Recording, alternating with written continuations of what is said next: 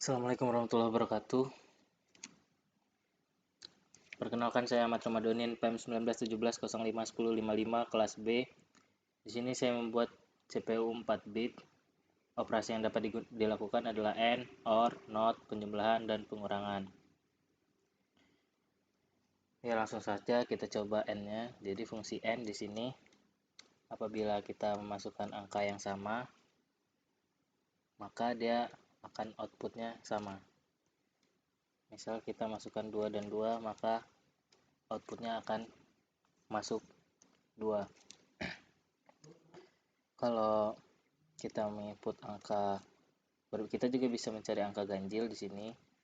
Sebagai contoh, inputnya 111, di sini kita gunakan 1 2 3 4 5.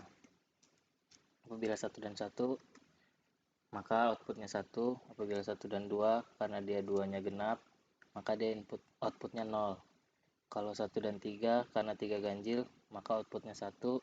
1 dan 4, karena 4-nya genap, maka outputnya 0. Ya. Untuk selanjutnya, di sini kita menggunakan fungsi OR sebagai berikut. Jika kita input 1 dan 2, maka outputnya akan menjadi 3. Jika kita input 2 dan 3, maka outputnya juga 3. Kalau kita menggunakan fungsi selanjutnya, yaitu fungsi NOT, di sini fungsi NOT hanya bisa untuk satu inputan. Jadi kita di sini bisa memilih mau fungsi NOT A atau fungsi NOT B. Jika kita coba fungsi NOT A, misalnya kita input 1, maka outputnya akan menjadi 14 di sini. Karena kita coba notepad.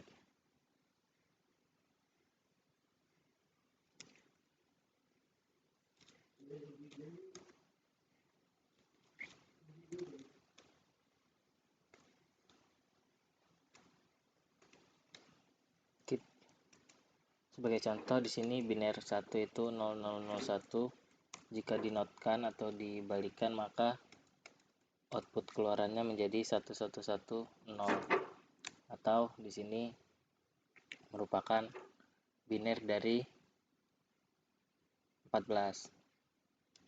Kita coba lagi, jika dia 0, yang binernya merupakan 0 itu 000, maka outputnya akan menjadi 111 atau 15. Yang di sini 15 merupakan tanda tanya. Kita ke fungsi selanjutnya, fungsi tambah atau kurang. Di sini kita bisa memilih ingin melakukan operasi tambah atau kurang. Jika tambah, kita pencet tombol A. Jika ingin mengurang, kita pencet tombol B. Maka di sini akan hidup. Kita coba tambah dulu. Misalnya di sini sebagai contoh 2 tambah 3, hasilnya akan menjadi 5. Atau 1 ditambah 3, maka hasilnya menjadi 4.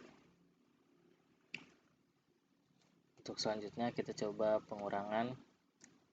Kita hidupkan dulu tombol kurang, kemudian kita masukkan inputnya. Sebagai contoh, sini 3 dikurang 2, maka outputnya akan menjadi 1. Atau kita bisa coba 3 dikurang 1, maka outputnya akan menjadi 2.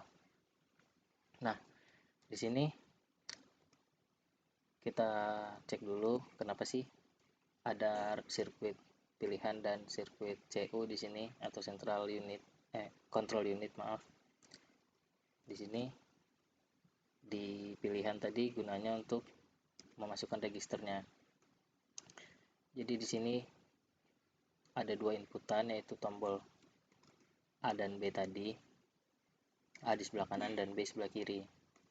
Apabila tombol kirinya kita hidupkan, maka registernya akan menjadi 1 dan outputnya 1. Apabila tombol kanannya kita hidupkan, maka registernya akan berubah menjadi 0. Ini supaya bisa mengatur outputnya mau 1 atau 0.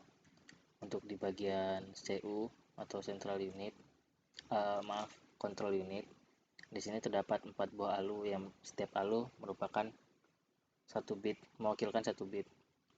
Di sini ada dua inputan, di mana inputan masing-masing memiliki data bit 7. Ini kenapa 7 bit? Karena keyboard itu memiliki besaran 7 bit besaran data. Tapi kita di sini hanya memakai 0 sampai angka 3 atau 4 bitnya saja, karena kita menggunakan CPU 4 bit. Sini keluarannya pun 7 bit, dimana di 3 bit terakhir itu sudah ditetapkan 011, karena setiap biner dari 7 bit untuk angka itu dimulai dari angka 011. Untuk selanjutnya itu sesuai dengan biner 4 bit. Ini selektornya, gunanya selektor ini untuk di bagian multiplexernya, agar kita bisa memilih ingin yang mana yang ingin ditampilkan. Misal kita ingin menampilkan yang pertama, ini kan di bagian atas di jalur pertama ini bernilai 1 tapi outputnya 0. Jika ingin mengeluarkan jalur pertama, maka kita ubah menjadi 00, maka inputnya 1. Di jalur kedua kan ini ada 1, kita ubah menjadi 01, maka inputnya 1. Apabila kita ubah menjadi 10, maka inputannya 0, dan kita ubah menjadi 11, maka inputannya juga 0. Untuk di bagian TTY bawah, ini hanya menggunakan ROM yang berisi data hex dari seluruh output. Di sini menggunakan output angka dan huruf. Ini hexnya menggunakan ICEE.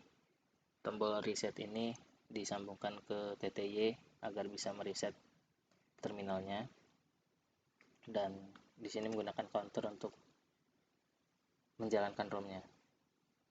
Ya, saya rasa cukup. Sekian dari saya. Wassalamualaikum warahmatullahi wabarakatuh.